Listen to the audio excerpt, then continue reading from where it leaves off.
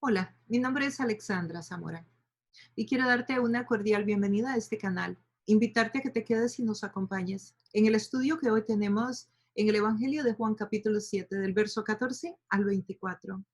Vamos a estar estudiando sobre la importancia que tiene el juzgar no por las apariencias, sino con justicia. Te invito a que nos acompañes y si te gusta el contenido, que te suscribas a este canal y le des un like a la campanita. Bueno, sin más, vamos al estudio. Vamos a orar. Padre, en el nombre de Jesús, disponemos este tiempo en tu presencia. Venimos a sentarnos a la mesa, oh Dios, a comer de tus manjares, a deleitarnos, oh Dios, con tu palabra. Y te pedimos que tengamos un corazón humilde y receptor, y que esa palabra sea como una buena siembra, que sea una semillita que caiga en una tierra que dé mucho fruto, que podamos encontrar dentro de la información y el conocimiento que vamos a adquirir hoy, oh Dios, esa área en la que nosotros podemos implementar y por lo tanto seguir creciendo.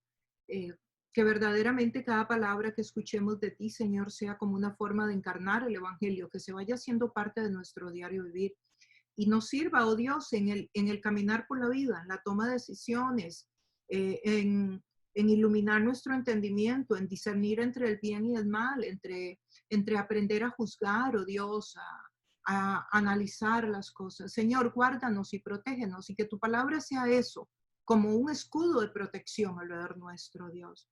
Muchas gracias, Espíritu Santo. En tu presencia estamos y en ti como Maestro por excelencia es que confiamos. Amén. Amén. Amén, amén. Ok, vamos, Se- vamos a leer la palabra en Juan 7, 14 al 24, si lo buscamos todos, por favor. Jesús esperó hasta la mitad de la fiesta para subir al templo y comenzar a enseñar. Los judíos se admiraban y decían, pero ¿de dónde sacó tantos conocimientos sin haber estudiado?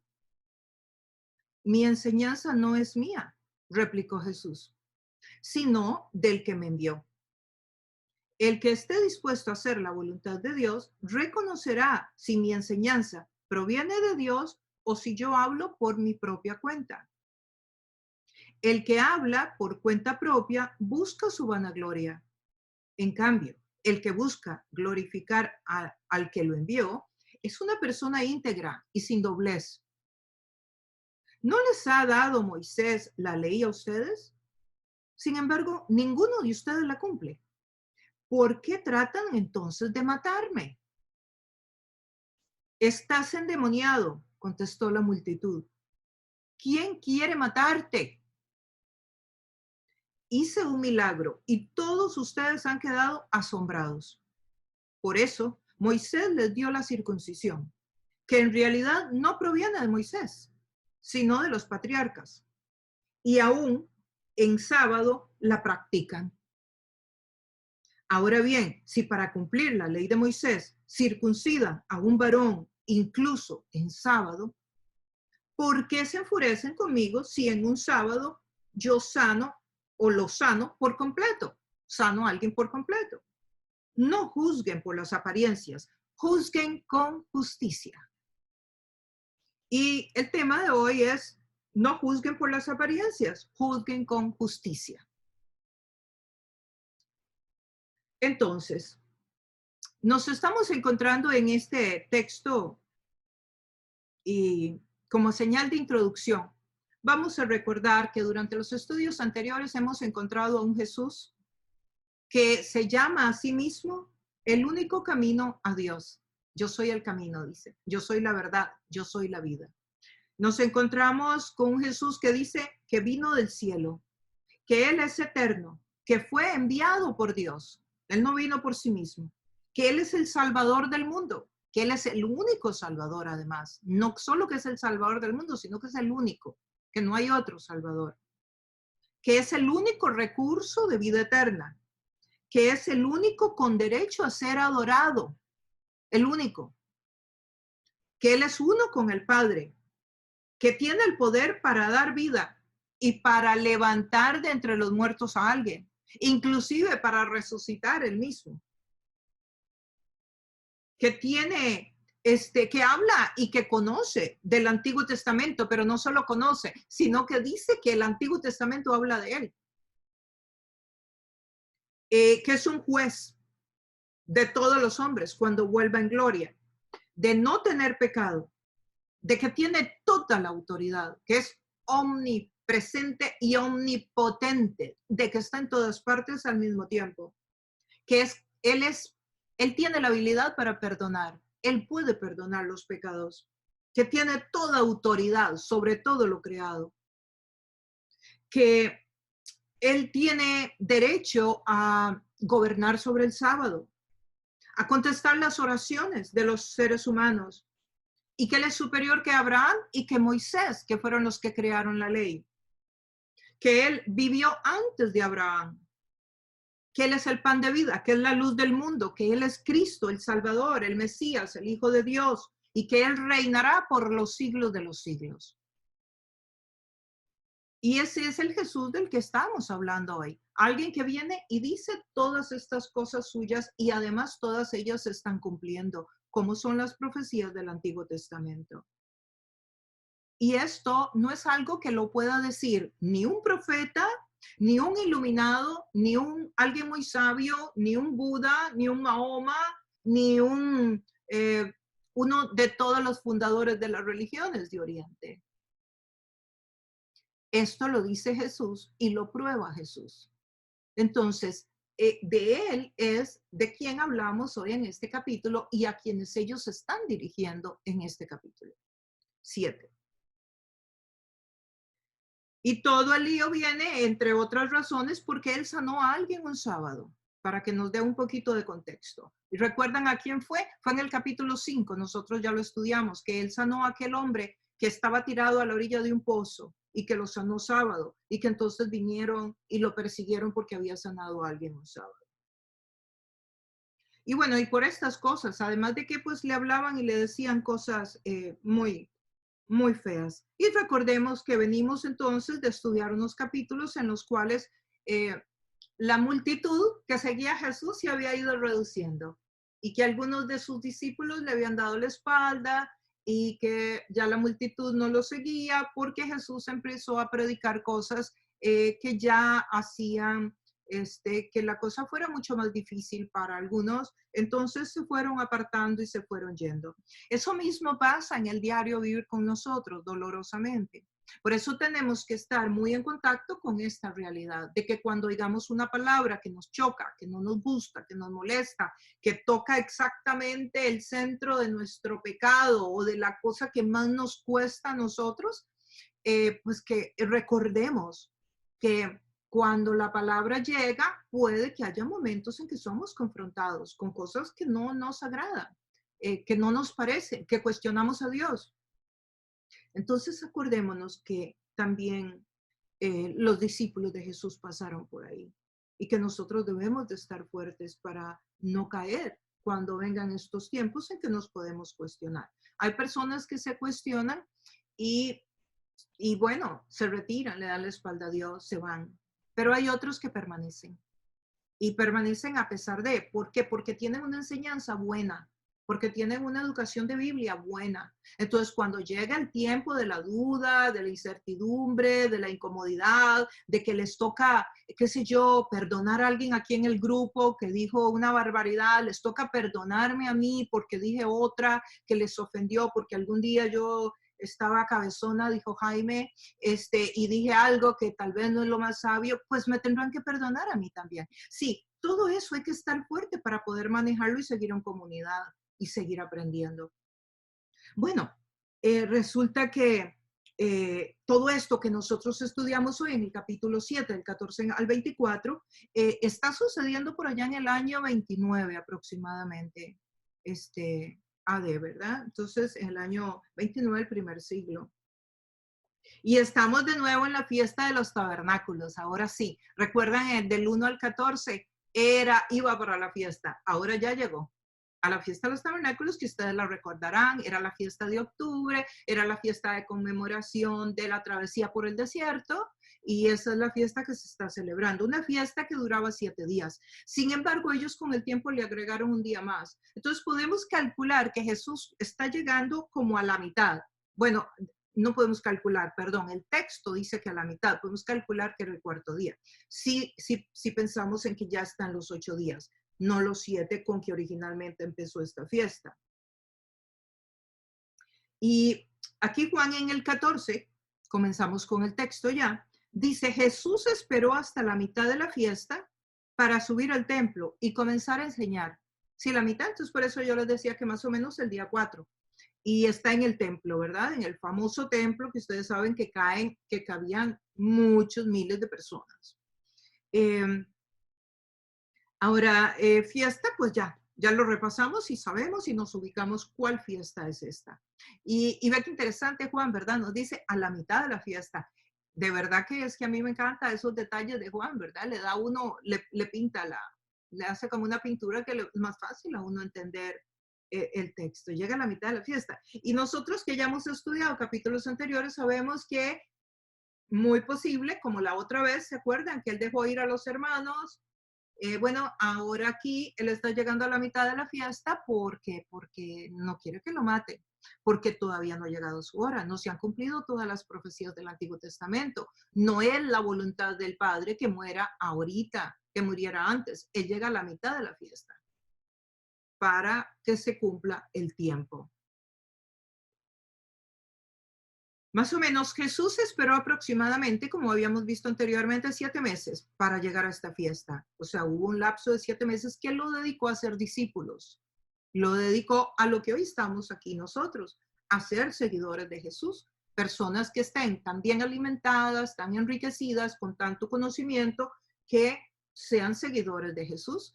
Y que cuando, como decíamos, venga la prueba, la duda, lo que sea, la palabra que está sembrada los va a fortalecer y van a poder superarlo. El pueblo, él había hecho muchísimas sanidades en este tiempo, pero su concentración estuvo con estas personas que él estaba discipulando. Él llega entonces en medio de la fiesta, aparece en Jerusalén, y aquí vamos a encontrarnos ahora. Y dice el texto que comenzó a enseñar. Vamos a ver qué dice el texto. El texto dice, sí, que para subir al templo y comenzar a enseñar. En realidad, comenzar a enseñar, lo que dice literalmente es, el texto dice que estaba enseñando.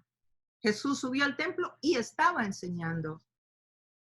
Ya estaba enseñando. Y la forma cómo funcionaba esto. Bueno, en primer lugar, a Jesús, él hizo lo que hacían los rabí. Él no había sido alguien que fue a una escuela para aprender.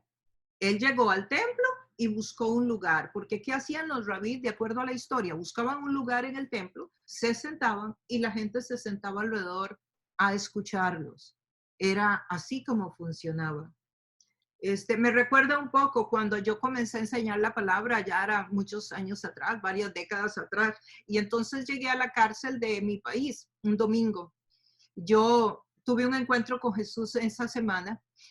Mi encuentro con Jesús fue esa semana y yo dije, bueno, hay que hacer algo bueno. Entonces yo me fui y dije, pues yo tenía un amigo que estaba preso, entonces que yo le tenía mucho cariño. Entonces yo dije, bueno, yo no sé, yo creo que hay como que hacer algo bueno cuando uno tiene un encuentro con Dios. Yo voy a buscar qué bueno puedo hacer y dije, bueno, tengo este amigo que debería haberlo ido a visitar hace tiempo y no he ido. Entonces me fui a la cárcel de varones de Costa Rica después de que te revisan y todo esto y me llevé un montón de comida, unas ollas grandes de arroz con pollo y cositas que en Costa Rica se comían o se comen. Y bueno, y pasé todo ese montón de comida y lo puse en el centro. Ellos salen de las celdas o donde están y tienen como una plaza, un verde, donde ellos se sientan con sus familias, etcétera. Pues yo puse la olla en el centro y a quien llegara. Y ahí llegó mi amigo también y llegaron otras personas y entonces ahí comían y ahí yo les empecé a enseñar la palabra y bueno, pasé haciendo eso como 2 años aproximadamente los domingos. Y después, cuando fundé la primera iglesia, la reunión principal era los sábados, no los domingos, para yo poder ir a atender a los muchachos de la cárcel y darles de comer en las dos formas, espiritual y físico, ¿no? Y cariño, afecto, ¿verdad? También, porque nadie los iba a ver a la mayoría. Aquí está Jesús entonces, como todos los rabís, sentado en un lugarcito dentro del templo y está enseñando. La gente se le está acercando y esto es lo que tenemos. Eh, la, la fuente de la enseñanza de Jesús, nos dice el texto, que la fuente de la enseñanza de Jesús era él, era el mismo, como un autodidacta, como alguien que aprende solo, porque Jesús no había ido a ninguna escuela de rabís. Había muchos rabís enseñando en esa época, muchísimos. O sea, Jesús no era el único. Había muchos rabís, habían escuelas y ellos se sentaban todos ahí en el templo. Pues ahí está Jesús, siguiendo la tradición esta y se sentaba ahí junto con ellos. En el verso 15 dice, los judíos se admiraban y decían, ¿de dónde sacó este tantos conocimientos sin haber estudiado? Los que están haciendo este interrogante son los judíos. En el Evangelio de Juan, recordemos que los judíos, cuando Juan dice judíos, no se refiere al pueblo, se refiere al Sanedrín. El Sanedrín eran los líderes, los fariseos, los que dirigían la parte religiosa, los que el Imperio Romano había permitido que dirigieran la parte religiosa de Israel, aunque ellos estuvieran bajo el imperio y el gobierno del Imperio Romano. Pero entonces no era el pueblo, era el liderazgo. Y la pregunta no la hacen porque Jesús haya sido un indocto, una persona que no sabía lo que estaba hablando, sino porque la comparaban con la de ellos. ¿Ven? Entonces, por eso dicen, ¿de dónde sacó tantos conocimientos sin haber estudiado? O sea, nosotros hemos ido a la escuela, nunca lo hemos visto en la escuela de rabís. Él no ha estado estudiando a los pies de ningún rabí. O sea, ¿de dónde este hombre sabe todo eso? ¿Cómo sabe todo eso? Porque la comparaban. Las enseñanzas que se recibían en las escuelas rabínicas de la época incluían mucha parte de la ley, no solo de la palabra. Y esto lo sabemos porque no había ninguna otra enseñanza con la que ellos podían comparar. La única con la que podían comparar era con la que ellos habían estudiado. Para ellos Jesús no era un ignorante, sino que era raro que supiera tanto. O sea, cuando lo oían hablar, sabía demasiado. ¿Y cómo sabe? Si yo no lo he visto en la universidad conmigo, si yo no lo he visto a los pies de ningún rabí. Y no podían entender cómo conocía tanto la ley y el Antiguo Testamento, pero sabían que lo que enseñaba era lo correcto. Ellos estaban acostumbrados a oír la palabra por muchísimos maestros, pero esta enseñanza los estaba sorprendiendo y nadie le había enseñado. Todos estaban muy conectados con la tradición, que era lo que se aprendía. Recuerdan que había un libro de la ley y eso era lo que se enseñaba, el seguir todas las reglas de la ley. Y algunas de esas leyes estaban en el Pentateuco y se las había dado Dios a Moisés, pero muchas otras las habían ellos añadido a través de los años y de la historia y nada tenían que ver con lo que Dios les había pedido. Eran leyes de hombres que ellos le imponían al pueblo cuando ellos mismos ni siquiera la cumplían. Y se encuentran a un Jesús que está enseñando con una gran veracidad y con una gran profundidad. La palabra ahí donde dice sin haber estudiado. Entonces están cuestionando. O sea, ¿cómo puedes saber si no ha estudiado? No, no era que no había estudiado, porque ahí en el texto dice que reconocen que sabe mucho, sino que no había estudiado en la misma escuela de ellos. Y eso es lo que están, digamos que criticando. Eso es lo que están argumentando. Como si no estudiamos en universidad, no es bueno. No sabe, no puede ser, es imposible. Están tratando de desacreditarlo de alguna manera. Y como no podían desacreditar el contenido de las palabras de Jesús, pues estaban tratando de desacreditar la escuela. O sea, no tiene escuela, no tiene, por decir, el título, no tiene las credenciales.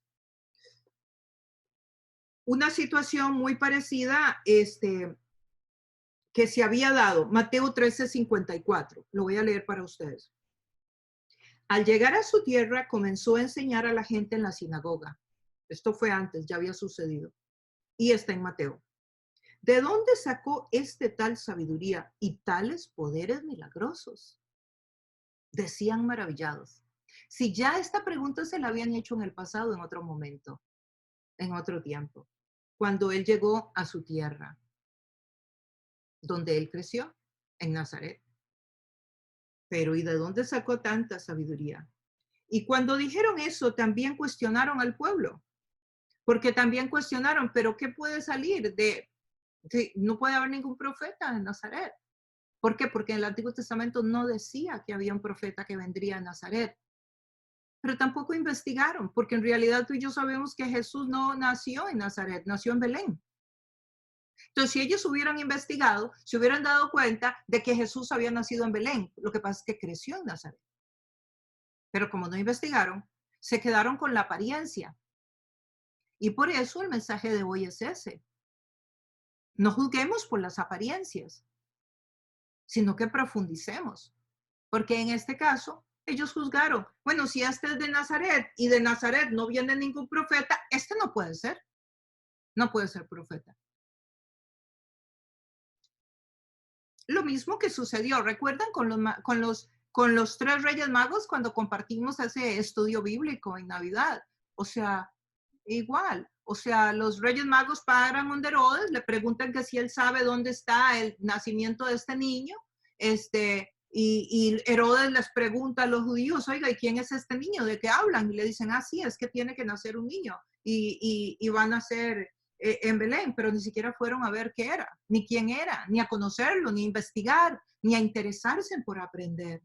Y yo creo que hoy sucede muchísimo eso. O sea, a la gente le dicen algo de la Biblia y ni siquiera saben si es verdad o no es verdad, pero tampoco hay un interés por saber si es verdad o un interés por saber si es mentira. Y yo creo que todos de alguna forma hemos caído en eso. Es como que lo que diga la gente está bien y ya estuvo, ¿no? En el verso 16 dice, mi enseñanza no es mía, les contesta él, sino del que me envió. No estoy enseñando lo que a mí se me ocurre. No dijo, ¿saben que yo soy un autodidacta? Yo me conozco todo esto, yo soy muy inteligente. No, le dio toda la gloria a Dios. Y dijo, no, mi enseñanza no es mía, es del que me envió. Reconoció que viene de Dios, del que lo envió. No viene de los rabí, sí, quedó bien claro. Mi enseñanza no es mía, viene del que me envió, y el que me envió no es un rabí. No viene de la ley tampoco.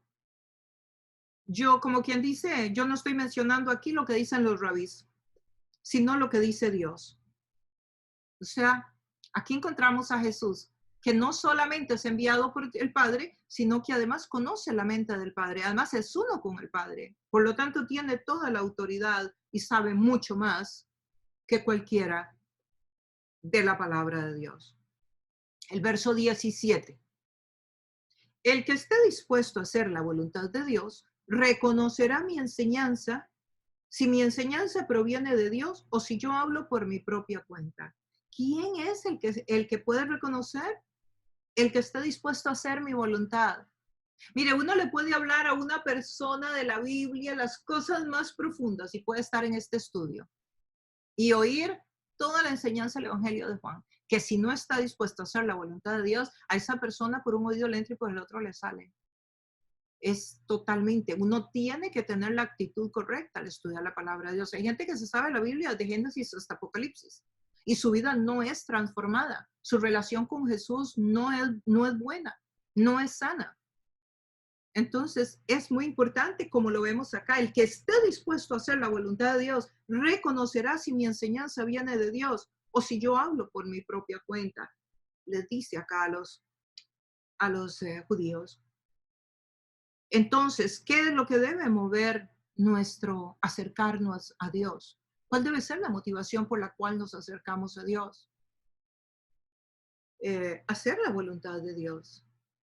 De paso vamos a tener bienestar, porque al hacer la voluntad de Dios vamos a recibir cosas buenas en nuestra vida, pero no debe ser el motivo principal de nuestra vida. El motivo principal es conocer a Dios, hacer su voluntad y vamos a recibir las bendiciones, pero tenemos que poner en orden cuál debe ser la motivación nuestra, porque si la motivación nuestra es que Dios nos dé cosas materiales o que Dios nos conteste las oraciones, pero no estamos interesados en obedecerle, eh, puede que Dios tenga misericordia y te conteste algunas, pero es muy posible que te va a costar muy pronto el caminar con Jesús.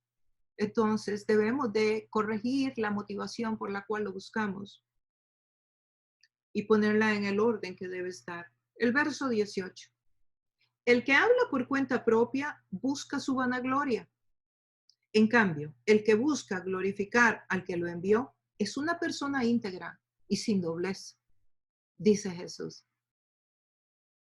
O sea, sigue aclarando que él no habla por su propia cuenta y les está diciendo que ellos buscaban la gloria de Dios. ¿Por qué? Porque ellos mencionaban a los rabís. Porque cuando ellos enseñaban, los rabí que enseñaban ahí en el templo sentados a los demás discípulos de ellos mencionaban a otros rabí. Era como la forma en cómo le daban soporte a sus enseñanzas, mencionando lo que otro rabí había dicho sobre la ley. Y Jesús resulta que no menciona a ningún otro rabí. Y él está diciendo, no, no, es que yo vengo a enseñar la palabra del que me envió. Entonces les está diciendo también el tema de la gloria, que él no busca su gloria. Sigue aclarando esto y de paso les está diciendo, ustedes buscan su propia gloria. Los fariseos y los falsos profetas son muy parecidos. Cuando hablamos de fariseos y falsos profetas, muchas veces aplica textos muy parecidos. Son amadores de su prestigio, del dinero, de la gloria, del reconocimiento público, de la aceptación, de todas esas cosas. Ser reconocidos cuando daban dinero, para ellos era muy importante que todo el mundo supiera que estaban dando dinero. Buscaban reconocimiento. Lucas nos dice lo siguiente, el Evangelio de Lucas en el capítulo 16 y el verso 14, dicen, oían todo esto los fariseos, a quienes les encantaba el dinero y se burlaban de Jesús. Oían esto los fariseos, a quienes les encantaba el dinero y se burlaban de Jesús. Eso está en Lucas 16, 14. Por eso, es muy importante que nosotros siempre estemos como muy pendientes en nuestro diario vivir de cuáles son las motivaciones en nuestros corazones. Dice el 19, ¿no les ha dado Moisés la ley a ustedes? Sin embargo, ninguno de ustedes la cumple. ¿Por qué tratan entonces de matarme? Recordemos que entre los 10 mandamientos está no matar. Entonces, qué contradicción, ¿verdad? Están detrás de Jesús para hacerlo culpable porque no está respetando el sábado. O sea, que se supone que el sábado ellos no hacían nada. Les enseñé en un estudio pasado, recuerda, aprendimos juntos que ni siquiera el pelo de la cabeza se les podía mover, que no hacían absolutamente nada los sábados. Pero ellos andan detrás de Jesús porque Jesús sanó a alguien. Y ahora resulta que ellos lo quieren matar el sábado. O sea, ellos sí pueden quebrar la ley el sábado y quebrarla all the way, ¿verdad? O sea, completamente, no solamente hacer algo, cocinar o lavar los platos, no, lo querían matar, ¿verdad? O sea, tremendo, ¿no? Interesante. Jesús aquí entonces da un contraataque, ¿verdad? Porque les está diciendo, bueno, y pues ustedes no conocen la ley, entonces ¿cómo que me quieren matar? O sea, y además les está dando a entender que él sabe que lo quieren matar, pero nosotros sabemos que lo querían matar porque hemos hecho estudios antes donde la gente menciona y dicen, y este no es al que quieren matar, ¿verdad? Y sabemos además por la historia que luego lo matan, ¿no? Pero él los está acusando fuerte, les está hablando fuerte. Y resulta que es que ellos circuncidaban a los niños. Cuando un niño nacía, pues tenía que ser circuncidado y lo circuncidaban a los 8 días. Y resulta que si ese octavo día caía sábado, ningún problema de que la ley dijera que el sábado había que guardarse. Lo circuncidaban el sábado. Por eso Jesús les habla, pero ¿y ustedes no conocen la ley de Moisés?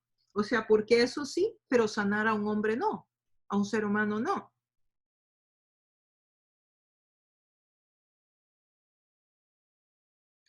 Muy interesante, ¿no? Pero bueno, aquí encontramos un juicio muy fuerte, ¿verdad? Y además les habla de matar, me quieren matar. Eso tiene que ser muy fuerte. Imagínese a alguien que está diciéndole a todo el mundo que se porta súper bien y llega y le dice, sí, pero me quieres matar. Y todos los que están oyendo saben que es verdad que lo quieren matar. Los evidencia de una forma muy fuerte. Mateo 7:15 dice lo siguiente. Una palabra bien fuerte está. Cuídense de los falsos profetas. Vienen a ustedes disfrazados de oveja, pero por dentro son lobos feroces. Cuídense de los falsos profetas. O sea, cuídense de los fariseos también, porque era lo mismo. Vienen a ustedes disfrazados de oveja. O sea, huelen a oveja, hablan como oveja, andan con una Biblia en la mano, ¿sí? Y pueden hablar muy lindo de la palabra y pueden cantar muy lindo también. Todas esas cosas las pueden hacer muy bien, pero son lobos feroces, son malos, vienen a destruir las ovejas. Y no lo digo yo, está ahí y lo dice Mateo, que tenemos que cuidarnos. Si la Biblia nos dice que tenemos que cuidarnos porque existen, porque si no, no lo diría. Es como les hablé el día que hicimos el estudio de brujería y hechicería, que mucha gente me dice, no, yo no creo en eso, no creo que exista. Bueno, sino porque la Biblia lo va a mencionar, si eso es una tontería, una bobada a la que no hay que darle ninguna importancia. Si la podemos hacer y es un juego nomás y no tiene consecuencias en nuestra vida. Pues de la misma manera, si la Biblia dice cuídense, es porque hay que cuidarse. Y dos, de los falsos profetas, es porque existen. Se está refiriendo a aquellos que se van a infiltrar en la iglesia, que van a vestirse y a comportarse externamente como si fueran ovejas. Van, como les decía, a hacer todo como si fueran ovejas.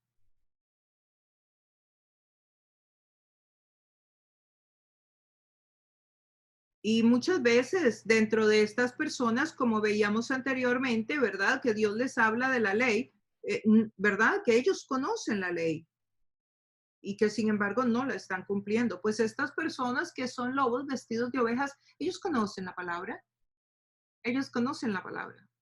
pero no la obedecen. El 20, estás endemoniado, contestó la multitud. ¿Quién quiere matarte? Estás endemoniado. ¿Quién quiere matarte? Nadie, según ellos.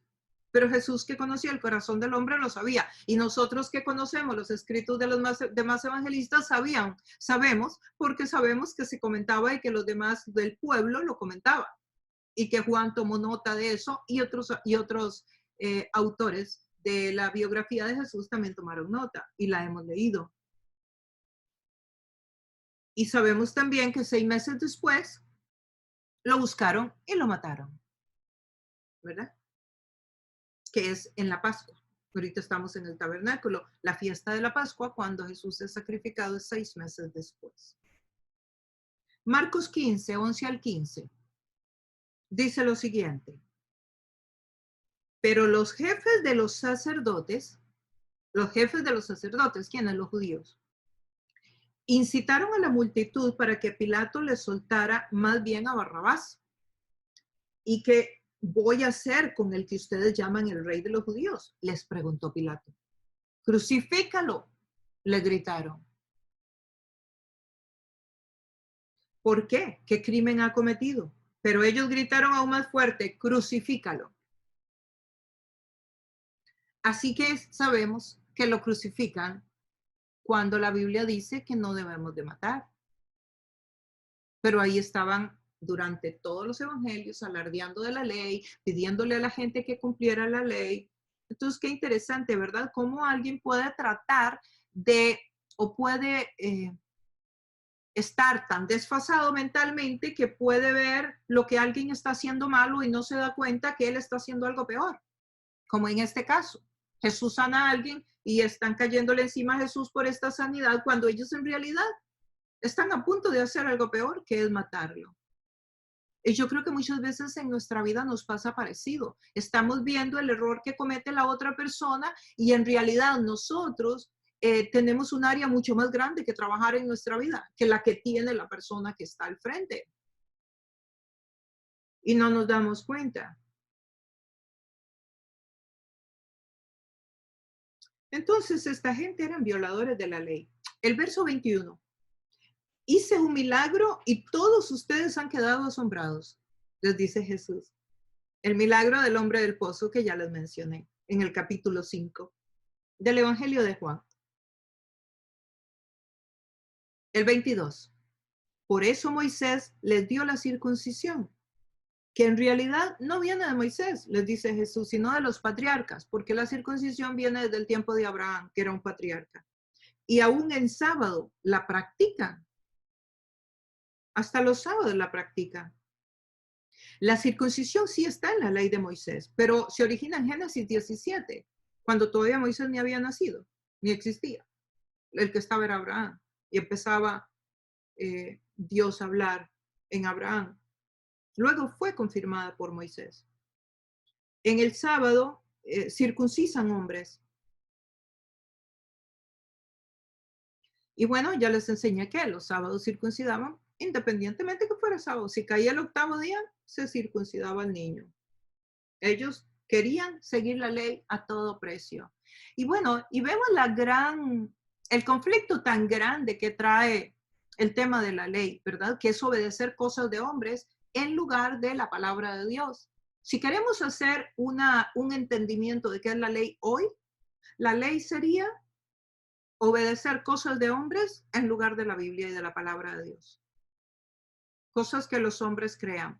Y en forma muy rápida, creo que es importante mencionar que cuando hay varios métodos de interpretar la Biblia, y aunque ese no es el estudio de hoy, es un estudio muy amplio, muy profundo, pero lo menciono de forma general.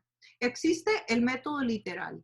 El método literal generalmente es el que usan algunas sectas, como por ejemplo que llegan y le dicen a la gente que si tu ojo te es ocasión de caer hay que sacarse el ojo y le sacan el ojo literalmente a la gente o le cortan la mano. Sí, es un acercamiento al texto totalmente literalista, es totalmente literal y por eso se llama el método literal. Y por ejemplo, el otro día una de ustedes hacía una pregunta sobre una iglesia que le prohibía a los familiares llegar a la iglesia, etcétera. Bueno, es porque usan un método literal. Toman un verso de la Biblia y no pueden ver que ese método es una hipérbole, una exageración, una verdad exagerada. Como por ejemplo, si tu mano te es ocasión de caer, córtala. La idea no es que te cortes la mano. La idea es que veas la gravedad de lo que haces y está poniendo lo que se llama una hipérbole, una exageración literaria para que la persona vea la importancia que tiene, como cuando usted le dice al niño, si te acercas a la cocina te quemas. Y tú sabes que no es verdad, no se va a quemar, solo que tú quieres que el niño entienda la gravedad que tiene que se acerque al fuego. Eso es una de las formas en cómo se debe entender una figura literaria como la hipérbole. Bueno, el método literal lo toma todo literal. El método alegórico. El método alegórico, método que está metidísimo dentro de la iglesia evangélica, método que hace muchísimo daño a la gente, a la palabra de Dios. ¿Por qué? ¿Qué es lo que dice el método alegórico? Recuerden, no estoy haciendo un estudio profundo, solo quiero como dar a entender en cuál encaja la ley hoy, en cuál método. El método alegórico es cuando usted ve alegorías en la palabra de Dios, cuando usted ve dentro del texto bíblico mensajes que el texto bíblico nunca los dijo, que el autor nunca le interesó hablar de eso, pero usted, lector, asume que lo que usted se está imaginando, la Biblia lo dice, o lo que usted piensa que la Biblia dice, la Biblia lo dice. Entonces usted lo enseña y lo comunica a su gente, a su rebaño, a las personas que está discipulando, pero en realidad eso no tiene fundamento bíblico. O usted toma una narración bíblica y la enseña de una forma que no es de acuerdo al género narrativo. O por ejemplo, usted enseña una parábola y la enseña de una manera totalmente diferente de lo que en realidad el autor quería comunicar. ¿Ok? Entonces, la alegoría es agregarle al texto el pensamiento suyo y comunicarlo como si fuera parte de la Biblia. Ese es el método alegórico. Luego está el método, hay varios, vamos a ver cuál otro. Bueno, hablemos del dogmático. El método dogmático es el método que podríamos comparar con lo que sería la ley de aquella época. ¿Por qué? Porque el método dogmático es el método en el cual se le agrega a la Biblia algo. Entonces, las autoridades deciden algo y ese algo que deciden tiene la misma o mayor importancia que la Biblia, mayor autoridad que la Biblia. Entonces, si tú te haces la pregunta, por ejemplo, vamos a ver el purgatorio, por ejemplo, ¿qué dice el método dogmático? El método dogmático decidió que hay purgatorio. En una reunión de liderazgo de una religión X deciden que hay purgatorio. ¿Ok? Entonces, ¿qué pasa? Que esa enseñanza que fue creada por los hombres ahora está al mismo nivel de la palabra de Dios. Y se enseña como si fuera parte de la Biblia. Pero usted puede leer de Génesis a Apocalipsis que la palabra no existe en todo el texto bíblico, en la suya, en la mía, en la de cualquier persona. La palabra purgatorio no existe, nunca ha estado. Pero sin embargo, para muchas personas existe el purgatorio. Entonces hay un gran esfuerzo por orar y por sacar a la gente del purgatorio para que pase al cielo. Y eso es una injusticia, porque no es cierto. No está en el texto bíblico y no se puede sacar a nadie del purgatorio. ¿Quién es usted para que con un poco de oraciones o de plata pueda sacar a alguien del purgatorio? O sea, ¿quién es el hombre para que haga eso? Eso es algo que solo lo puede hacer Dios. Solo Dios sabe quién está con él y quién no va con él. Eso es algo que le, ¿verdad? Ok, ese es el método dogmático. ¿Sí? Entonces, que le agrega a la palabra de Dios algo que la palabra de Dios nunca dijo. Ok, entonces, en el caso de la ley, por ahí viene la cosa, más o menos, ¿no? Ellos creaban una ley que no estaba en el Antiguo Testamento, pero se la imponían al pueblo y le decían al pueblo que tenía. Y dentro de eso estaba que había que lavarse las manos así, el agua tenía que caer así, la otra era que tenían que lavar las tazas, se levantaban y tenían que lavarse y luego tenían que lavarse de otra manera y luego echarse agua en la cara. Tenían que hacer una serie de rituales que no estaban en la palabra, en el Antiguo Testamento en aquella época, que ellos los habían ido agregando. Y claro, además Jesús les dice, bueno, ustedes le están pidiendo al pueblo que haga eso, ustedes ni siquiera lo hacen. Bueno, más o menos eso es cómo era que funcionaba el dogmático. El verso 23 dice, ahora bien, si para cumplir la ley de Moisés, ahora bien, si para cumplir la ley de Moisés circuncidan a un varón en realidad era un niño, ¿no? Pero bueno, también querían circuncidar hombres luego, a los que se convertían, a los que eran gentiles, que no eran judíos y se querían hacer seguidores de Jesús, también los querían circuncidar. Eso lo estudiaremos cuando lleguemos al libro de Hechos. Pero ahora bien, si para cumplir la ley de Moisés circuncidan a un varón en el sábado, o podemos poner ahí a un niño, porque los judíos bautizaban a los niños, a los que circuncidaban a los niños, ¿por qué se enfurecen conmigo si en el sábado lo sano por completo? O sea, ustedes circuncidan a un niño. ¿Por qué se enojan conmigo? Porque yo lo sano. Estos fariseos están juzgando a Jesús porque sana a un enfermo el sábado, cuando en realidad ellos están quebrantando la ley, como hablábamos antes, porque lo querían matar. Imagínense, y se enoja porque Jesús quiere sanar. Qué ironía, ¿no? No juzguen por las apariencias, juzguen con justicia. No juzguen por las apariencias, juzguen con justicia. Aquí no dice que no juzguemos, ¿ven? Dice, no juzguen por las apariencias, juzguen con justicia. ¿Y por qué aclaro que aquí no dice que no juzguemos? Porque el tema de que no juzguemos nos lleva a nosotros a caminar como borreguitos así, que se ponen como los caballitos que se ponen algo aquí a los lados para que uno no cuestione, para que uno no piense, para que uno no analice, para que uno no use la inteligencia que Dios le dio. ¿Por qué? Porque hay un mensaje por ahí, por todo lado, que uno no puede juzgar. No, uno no puede juzgar al otro en el sentido de hipócrita. O sea, yo no puedo venir a juzgar a un ser humano porque hace algo malo cuando yo en realidad estoy haciendo algo, quién sabe cuántas veces más malo que esa persona. A ese sentido es que no debemos juzgar. Pero aquí nos dice el texto, no juzguen por las apariencias, juzguen con justicia. Ahora, vamos a ver cómo se juzga con justicia. Y porque para mí es importante que aprendamos esto, porque es el consejo que Jesús nos da aquí en el 24. Es el que habla es Jesús. No juzguen por las apariencias, o sea, no juzguen de que porque yo soy de Nazareno, entonces no puedo ser profeta. No, a ver, investigue. Y van a darse cuenta que yo soy de Belén, por ejemplo. Eh, y también, ¿por qué creo que es importante? Por lo que les dije, porque si uno no tiene, hay como un mensaje de que la gente que tiene fe no puede pensar, o que la gente que tiene fe no tiene capacidad analítica, o que si tenemos capacidad analítica, entonces es que no tenemos fe. Y no, no, no. No, no, no. Dios nos dio el intelecto, nos dio la capacidad de análisis, nos dio la capacidad para discernir entre el bien y el mal, y nos dio la capacidad para juzgar con justicia. Cuando hablamos de juzgar con justicia, no hay un libro que enseñe más sobre eso que Proverbios. Proverbios 2, por ejemplo, si usted lo lee, va a ver que ahí habla de juzgar con justicia. O sea, entonces, vamos a ver qué nos dice Mateo. Vamos a iluminar con un par de textos de otros evangelios. Mateo 7, del 1 al 5. No juzguen a nadie, para que nadie los juzgue a ustedes. Excelente. Hasta ahí es no juzguen a nadie. Y ahí se queda uno, porque a uno le enseñan que no juzgue a nadie. Entonces uno, no voy a juzgar a nadie. No, pero vean que sigue el texto. Hay que leer todo el texto, porque si no, uno se puede quedar con un mensaje equivocadísimo. ¿Verdad? Porque tal como juzguen, se les juzgará. Y con la medida que midan a otros, se les medirá a ustedes. Muy bien hasta ahí. ¿Por qué te fijas en la astilla que tiene tu hermano en el ojo y no le das importancia a la viga que tienes en el tuyo?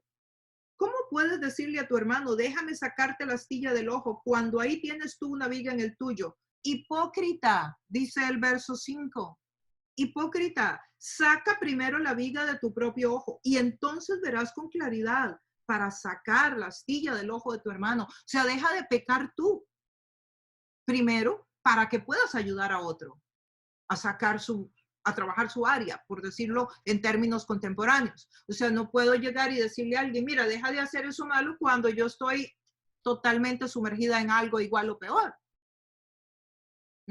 Eso es a lo que se refiere aquí el texto. No es a que dejemos de pensar, no es a que dejemos de analizar, no es de que no podamos hacer las preguntas pertinentes en la vida.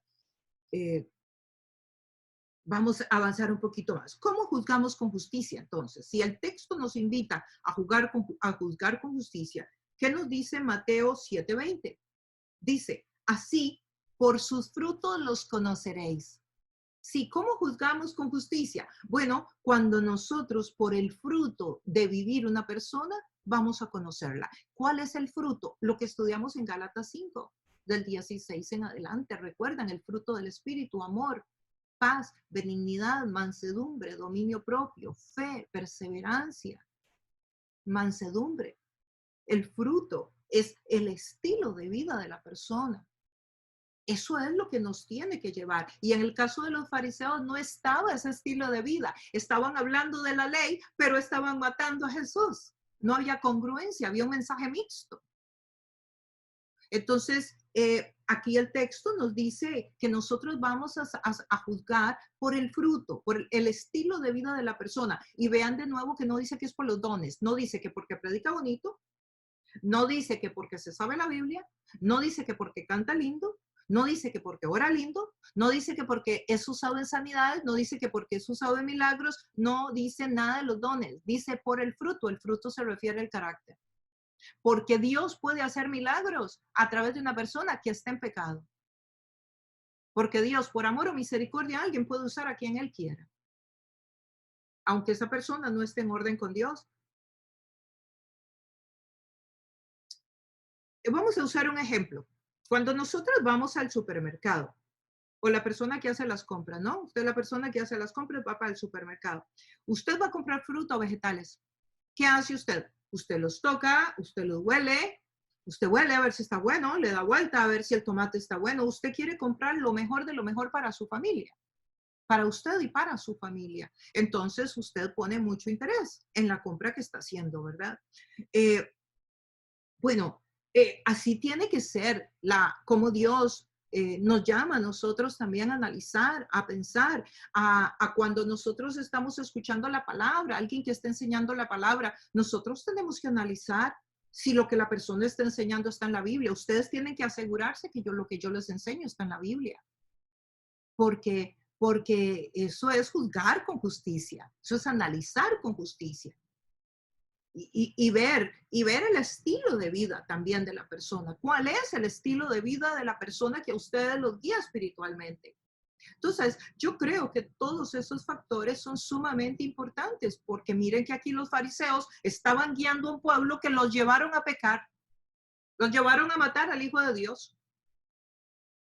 O sea, todo porque ellos no hicieron, porque no juzgaron con sabiduría y con justicia. Aquí la palabra juzgar se puede usar como que analizar, observar.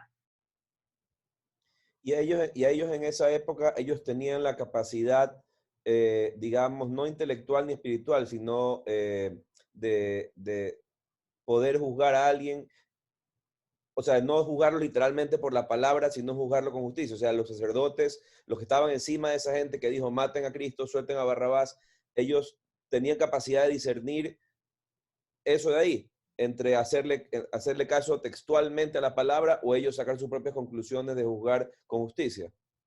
Claro, los que matan a Jesús son las máximas autoridades. No había nadie sobre ellos.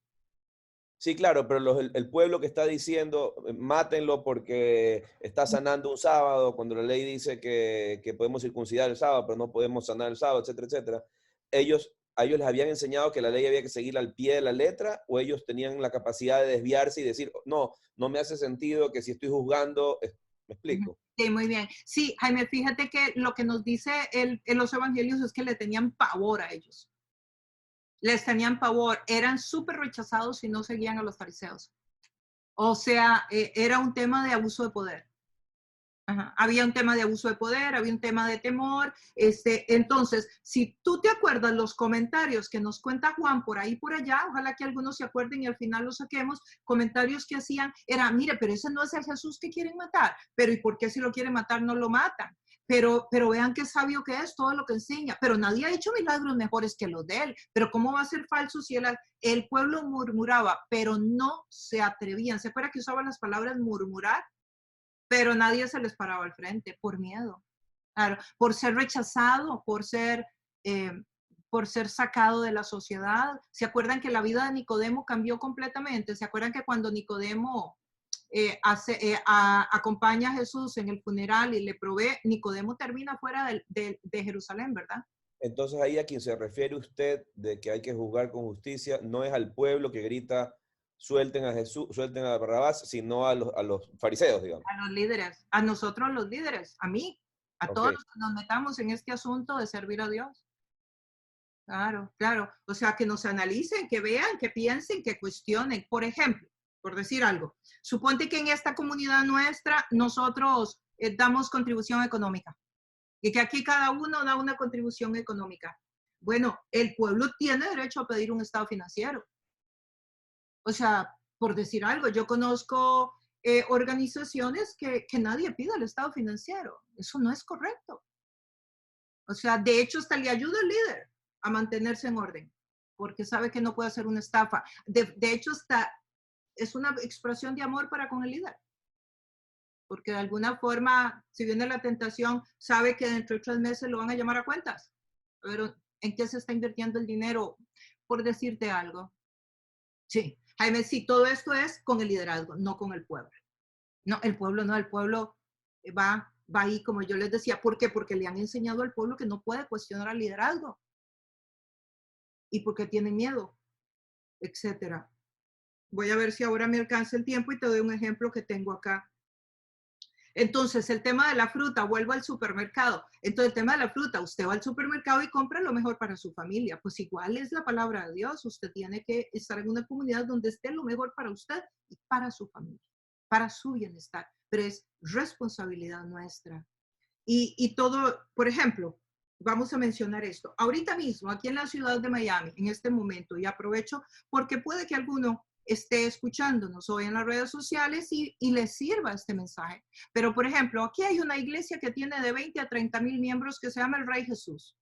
Está ubicada en Kendall. Y en este momento, hace 3, 4 días, salió un escándalo por toda la ciudad, porque este señor y esta señora se están divorciando, y el divorcio es de $120 millones.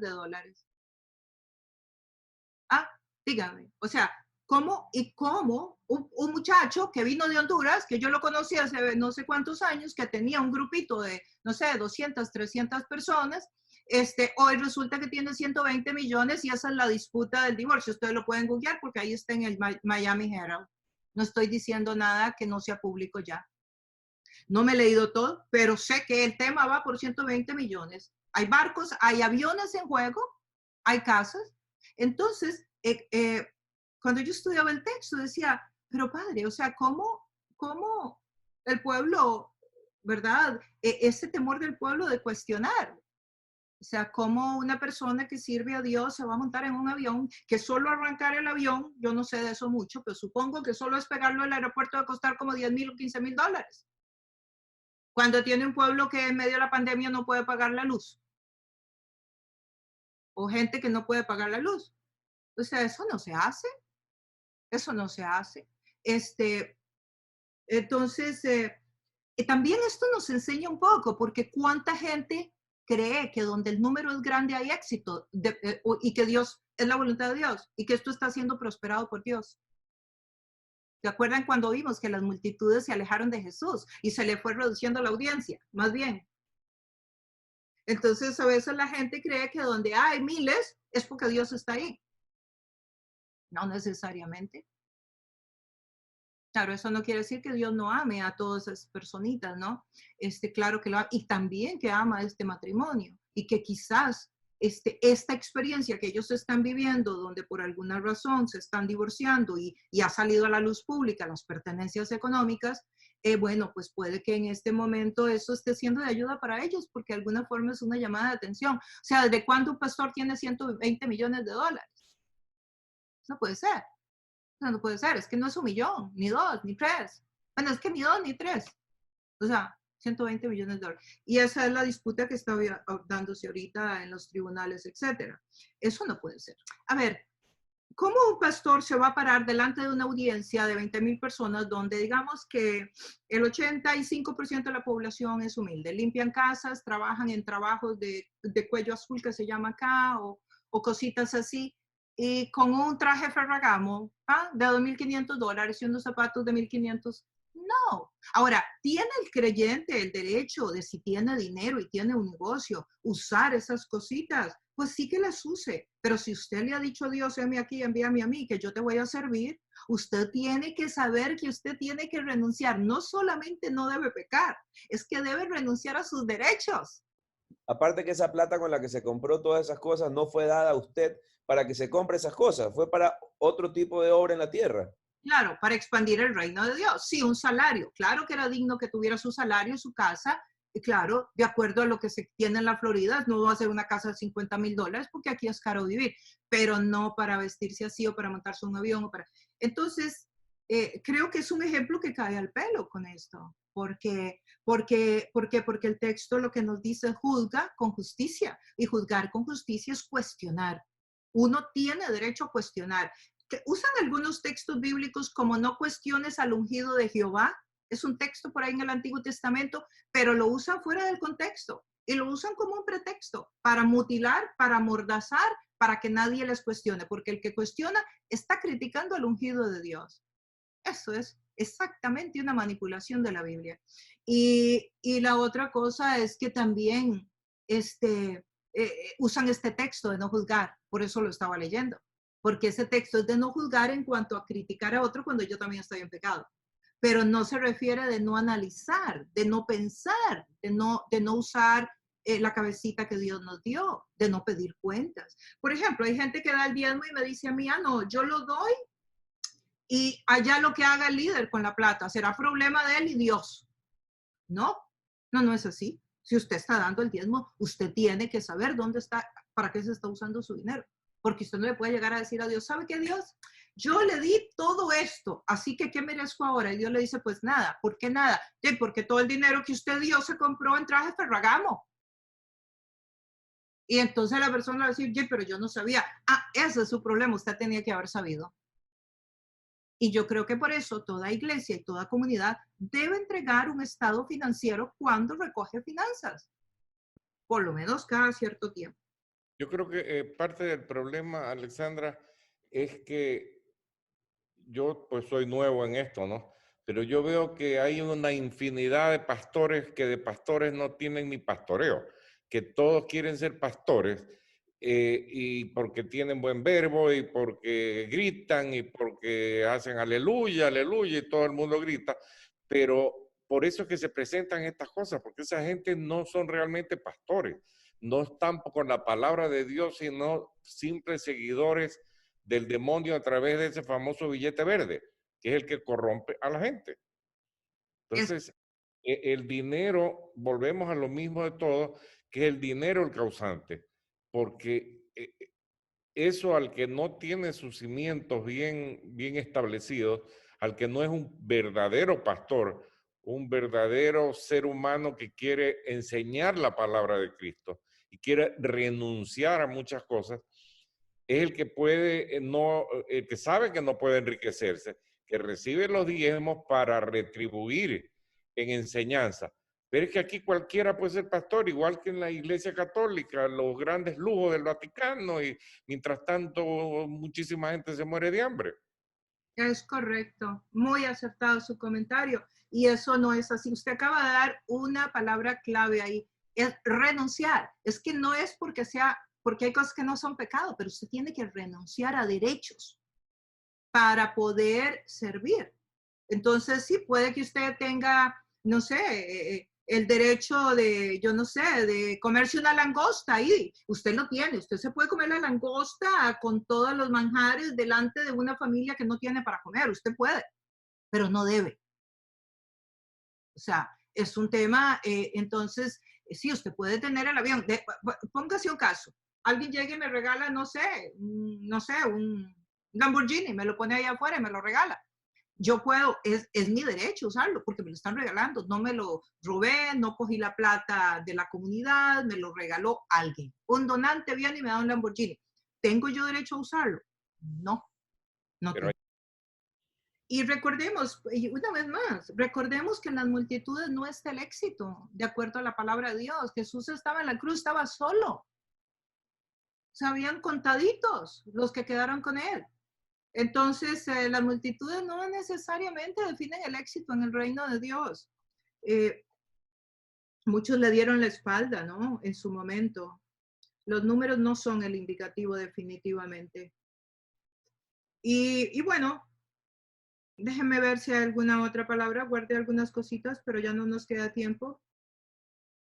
Tal vez yo, pues quiero enfatizar en eso, en que hay un abuso de poder, en que hay cosas que suceden y que nosotros tenemos la responsabilidad de usar el intelecto que Dios nos dio. Y eso no es falta de fe, eso no es rebeldía, eso no es falta de respeto. Claro, todo con la actitud correcta, de la manera sabia y apropiada, pero debemos de cuidar a los líderes. También la comunidad debe cuidar al liderazgo. Y también debemos de ver que el liderazgo, como hablaban ustedes, que no es llamado por Dios, lo tenemos que reconocer por su fruto. Tenemos que darnos cuenta por su fruto y no podemos necesariamente aceptar cosas que están mal manejadas solamente por temor o por miedo. Tenemos que ser valientes y saber que todos tenemos que entregar cuentas al Señor. Pero bueno, volvemos al punto central y es, tenemos que juzgar con justicia. ¿Cuál justicia? ¿La de los hombres? No, la de Dios. Dios es el que nos enseña entre lo correcto y lo incorrecto y eso lo encontramos en el libro de Proverbios. Y Dios nos dice, si queremos aprender a hacerlo, es observar el fruto de la persona y no los dones. Es una gran tendencia del ser humano irse por los dones y los dones no es lo que determina la santidad de alguien, es el fruto en su diario vivir. Y desde luego, orar y saber que todos tenemos al Espíritu Santo para que nos ayude a discernir y que es nuestra responsabilidad hoy y siempre Así como vamos al supermercado y escogemos la mejor comida, los mejores vegetales y frutas para nuestros hijos, para nuestro cónyuge, de la misma manera es como debemos de escoger la comunidad.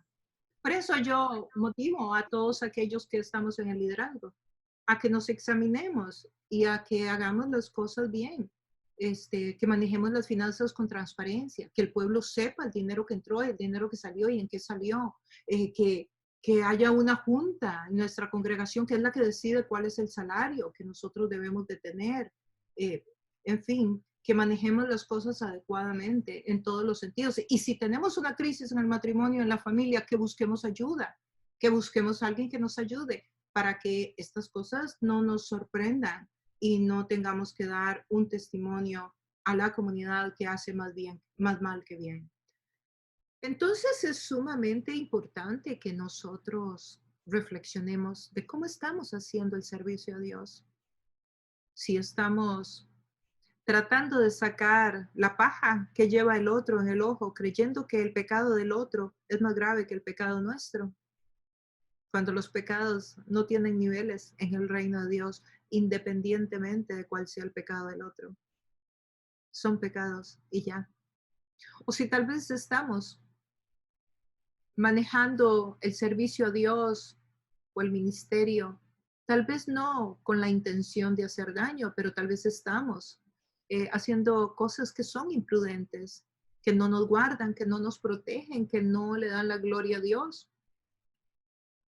Que nos examinemos para que nosotros no nos comportemos como los fariseos, que tenían un mensaje mixto, incongruente, que criticaban a Jesús porque no guardaba el sábado a la hora de sanar a alguien, pero que estaban maquinando cómo matarlo. Entonces, ¿cómo estás manejando tú el ministerio? ¿Cómo estás manejando tú tu vida? Y para todas esas personitas que están por ahí hoy, tal vez confundidas, tal vez con mucho dolor en el corazón, con muchas heridas, porque tal vez se han dado cuenta que su liderazgo, las personas que les han liderado, que les han pastoreado, no manejaron las cosas correctamente, que han caído en situaciones difíciles. Bueno, que Dios ponga aceite en tu corazón, que Dios sane tu corazón y tu vida, que el Señor te guíe y te ilumine a la comunidad donde debes pertenecer. Que Dios sane el corazón de todos aquellos que han estado liderados por personas que no han estado manejando las cosas correctamente, como los fariseos que nos habla el texto aquí en el capítulo 7. Y que Dios te sane, te restaure y que encuentres un lugar donde estés seguro, donde estés amado, donde las finanzas se manejen con transparencia, donde tú tengas la libertad de juzgar con justicia, de hacer preguntas, de preguntar por las finanzas, de preguntar por las cosas de la comunidad con libertad. Y que Dios te sane. También si se te ha enseñado con esos versículos mutiladores, esos versículos que amordazan el pensamiento humano, como de que si tú preguntas algo, estás haciendo algo muy malo contra el ungido o la ungida de Jehová. Eso no es así. Eso es una muy mala enseñanza sobre ese texto bíblico. O que, por ejemplo, tú no debes preguntar, debes dar el diezmo y no preguntar nada. Eso no es así. Tú tienes derecho y debes saber en dónde se invierte la donación, la contribución que tú das a la comunidad. Y tú como siervo y sierva de Dios debes dar un reporte. Desde luego no a todas las visitas, sino a la comunidad, a la gente que ha sido fiel en la iglesia y que está dando su contribución. Decir en qué se invierte el dinero. Y las personas que tienen tiempo de estar en la congregación, que han demostrado fidelidad, deben de saber lo que tú ganas. El diezmo no es del pastor. Eso no es así. El diezmo es para extender el reino de Dios. El pastor debe tener un salario digno, de manera que le alcance para sostener a su familia, para tener una casa, para la educación de sus hijos, para comer bien, para moverse, dependiendo del país donde viva, tener lo necesario. Pero no necesariamente es que todo el diezmo debe ir al pastor. Eso es una enseñanza completamente falsa. Que Dios te ayude a juzgar con justicia y a aprender que Dios nos dio una mente para pensar y para analizar. Y eso no contradice la fe, ni la fidelidad a Dios, ni el respeto a tu liderazgo. Que Dios te bendiga y te guarde. Que Dios te ayude en el reto que estás viviendo.